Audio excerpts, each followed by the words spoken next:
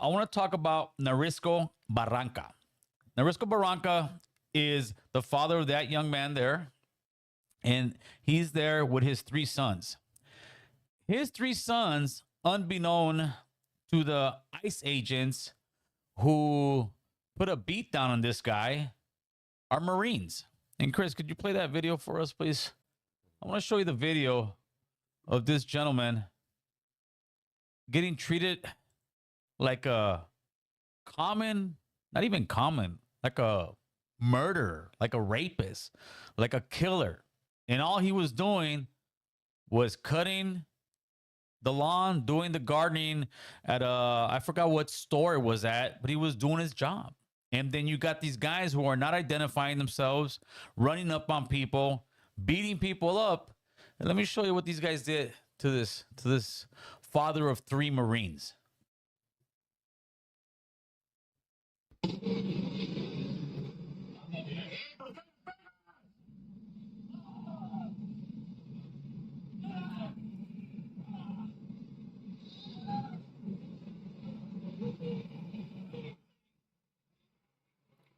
It goes on and on. It's excruciating to watch. That man has a name.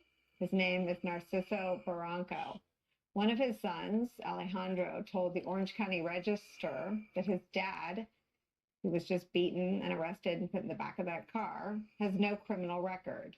His dad works as a landscaper. He was working outside of an IHOP when he was approached by several masked men. We saw them in the video.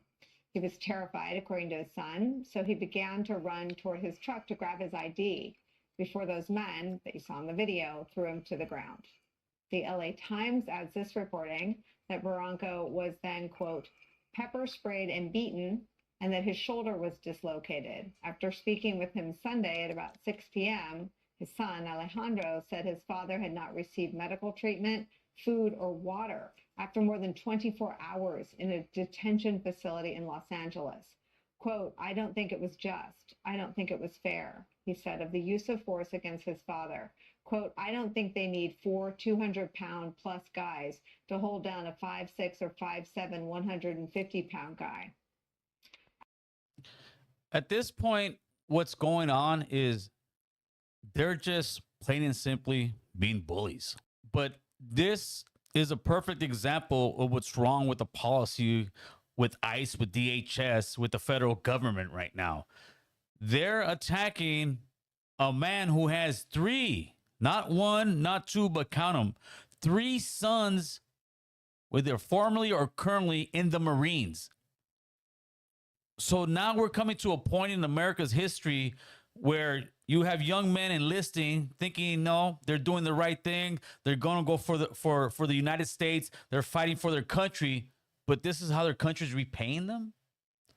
And unfortunately, too many people don't see that man and see their father because maybe their father is a blonde hair, blue-eyed guy. Maybe their father is an African American. Maybe their father's some other European guy. So it doesn't relate to you at home. And it's also ironic that many of the same people, and I see them a lot on my Instagram, that are always saying, that's what I voted for. Deport them all. Who cares? It's ironic because it's usually the same rednecks, and I mean this respectfully, not disrespectfully, the same rednecks, the same white boys, the same hillbillies, the same people from the South that hate the federal government getting involved in their business, that hate the federal government going into their farms and telling them what they can and can't grow, that hate the federal government going and peeking around and seeing everything they're doing. You have militia after militia that hates the federal government, but now you have the federal government masked up and running through our city out here. You think they'll stop at us? No, man, they're just getting started, player. They're just getting started. But the United States government should be ashamed of themselves. I should be ashamed of themselves. This whole administration should be ashamed of themselves when you have a father with three boys in the Marines or were in the Marines, have served their country, and this is the way their country repays them. Nah, man, this is bull at best, man.